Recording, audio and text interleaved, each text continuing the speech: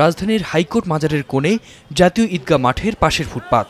বৃহস্পতিবার সন্ধ্যার আলো ফুরাতে না ফুরাতেই চাঞ্চল্য ছড়িয়ে পড়ে এলাকায়। দুটি নীল রঙের ছোট ড্রাম ঘিরে জটলা।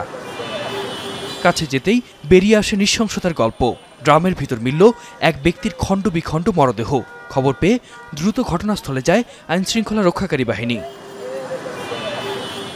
এরপর যোগ দেয় র্যাব ও সিআইডি। সংগ্রহ করতে থাকে আলামত। হাতের আঙুলের ছাপ থেকে জানা যায় নিহত ব্যক্তির নাম আশরাফুল হক, বাড়ি রংপুরের শ্যামপুর ইউনিয়নের ৪ নম্বর ওয়ার্ডে।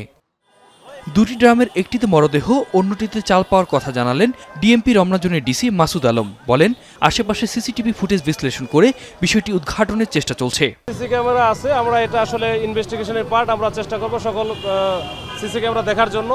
দেখে আমরা চেষ্টা করব যারা এখানে রেখে গেছে তাদেরকে আমরা শনাক্ত করব। এরপর ময়নাতদন্তের জন্য ঢাকা মেডিকেলে নিয়ে যাওয়া হয় আশরাফুলের মরদেহ। আলামত পর্যালোচনা ও বিশ্লেষণ করে মৃত্যুর কারণ ও পদ্ধতি সম্পর্কে বিস্তারিত জানা যাবে বলে জানায় সিআইডি।